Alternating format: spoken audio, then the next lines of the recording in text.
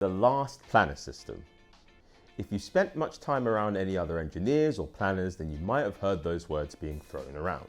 But what exactly is the last planner system, and how should you be using it on your project? Hi everyone, I'm Olu from Afex, the construction scheduling software that helps delivery teams quickly build their short-term plans.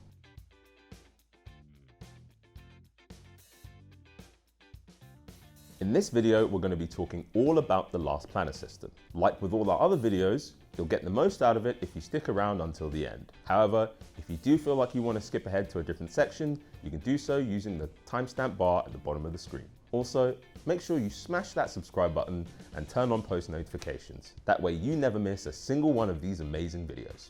So, what is the last planner system? Well, it's an alternative approach to planning used by construction projects practicing lean construction management. And it works by having delivery teams plan the work that they themselves are responsible for. In theory, this approach improves collaboration and utilizes the knowledge of the people actually delivering the work. With that extra knowledge, it's easier to identify potential issues and delays.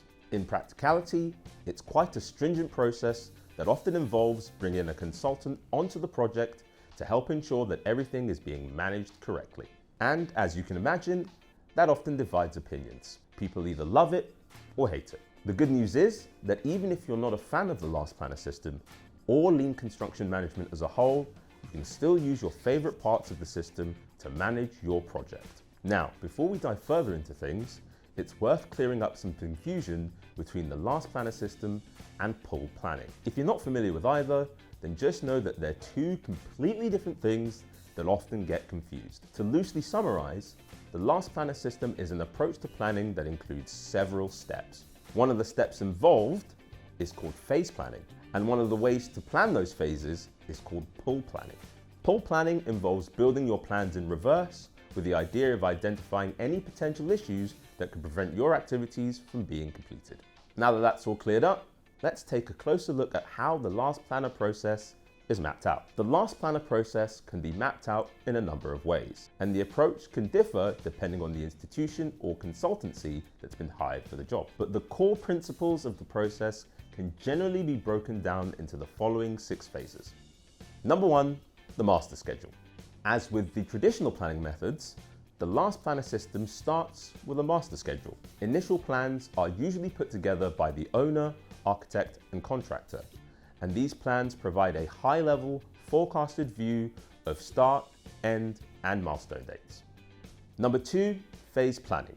Here's where the last planner system starts to differentiate from traditional planning. With each of the milestones in place, the next step is to break things down into actionable phases. The key thing with the last planner system is that these phases are planned out by the people involved with delivering the work. The thinking behind this approach is that the people delivering the project will have a better idea of timeframes and potential obstacles. On a project using the last planner system, this is usually done via pull planning, as we just discussed.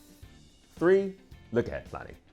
A look-ahead plan is a hyper-focused view of your project over the next few weeks of activity. The exact time frame covered will vary from project to project, with some projects opting for a 3-week look-ahead and others going all the way up to a 12-week look-ahead. However long the look-ahead plan is, the principle stays pretty much the same. It's this continually moving, detailed view of your project, tasks, and general activity over the next few weeks. When planning a project using the last planner system, it's general practice to review your plans at least once a week. This is done in a dedicated meeting where teams can discuss potential issues and causes for possible delays. If you want to find out more about look-aheads, we've actually made a video all about them.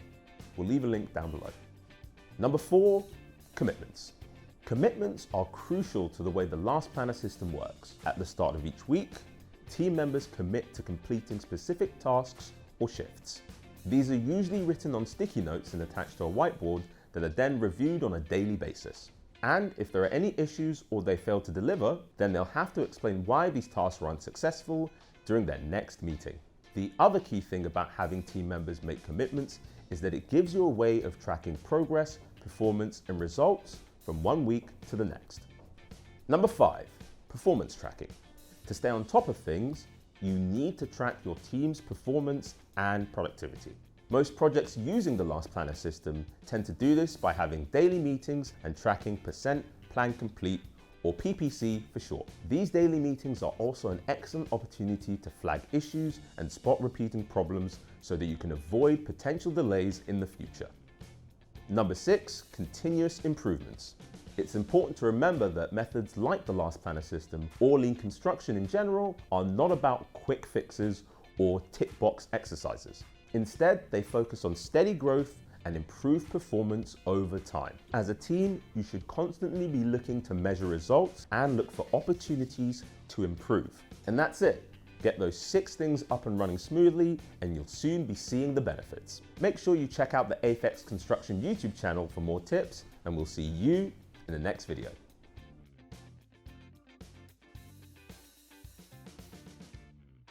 The good news is, the good news is, God damn it.